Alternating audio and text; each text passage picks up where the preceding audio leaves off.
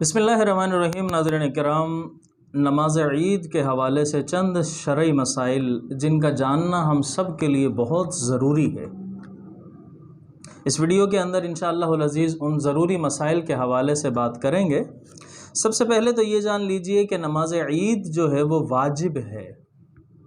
फ़र्ज़ नहीं, सुन्नत नहीं, बल्कि वाजिब का हुक्म है इसका। और नमाज ईद के चंद मसाइल के अंदर से पहला मसला तो ये है कि नमाज ईद के लिए जो जुमे की शराइत हैं, जुमा वाजिब होने के लिए, वही शराइत नमाज ईद के लिए भी हैं। सबसे अहम मसला और सबसे पहला मसला ये कि अगर मुक्तदी पहली रकात में इमाम की तकबीरों के बाद शामिल हुआ हो तो अब वो तकबीरें तो चूँकि उसकी जो ज़ायद होती हैं वो निकल गई, तो अब वो क्या करे।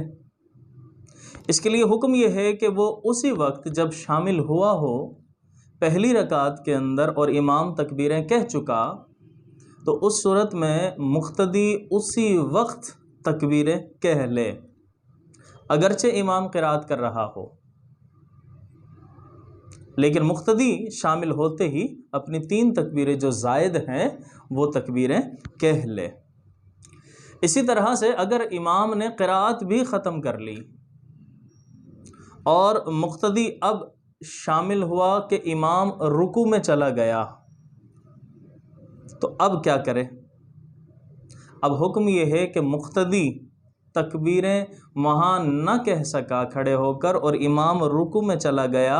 तो मुक्तदी के लिए हुक्म है कि वो भी इमाम की इत्तिबा करते हुए रुकू में चला जाए,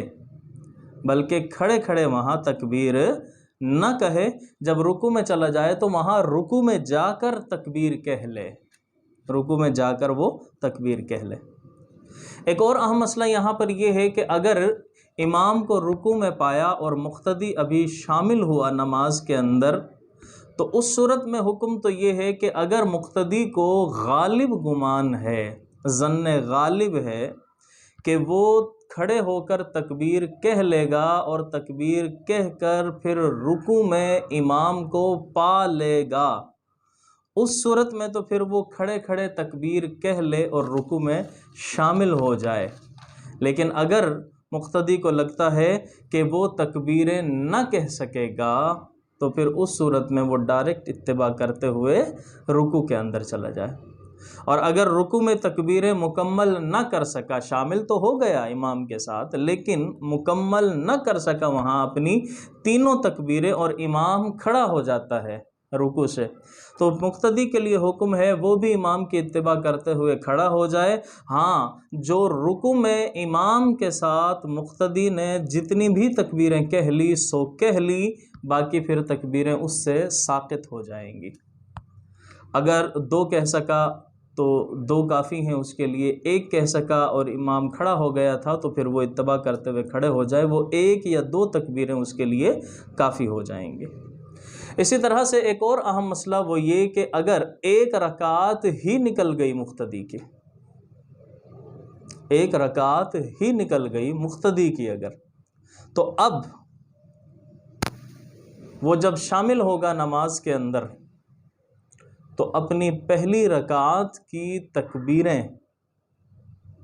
उस वक्त नहीं कहेगा दूसरी रकात में जब शामिल हुआ, बल्कि हुक्म उसके लिए ये होगा कि जब 1 रकात उसकी निकल गई तो फिर इमाम के सलाम फेरने के बाद अपनी फौत शुदा रकात जब वो मुकम्मल करने लगेगा, तो अपनी उस रकात के अंदर अलहदा से जो वो पढ़ेगा इमाम के सलाम फेरने के बाद, उसके अंदर वो तकबीरें कहे उसी तरतीब के साथ कि जिस तरह से इमाम तकबीर कहता है। ये चंद एक ज़रूरी मसाइल जो कि हमारे लिए बहुत ज़रूरी हैं जिनका जानना, ताकि नमाज ईद जैसा जो फ़र्ज़ है वो हम पर अच्छे तरीके से हम अदा कर सकें। अल्लाह ताला से दुआ है कि खालिक कायनात हम सबको अमल की तौफ़ीक़ अता फ़रमाए और हमारी नमाज़ों और इबादतों को अपनी बारगाह में कबूल फ़रमाए।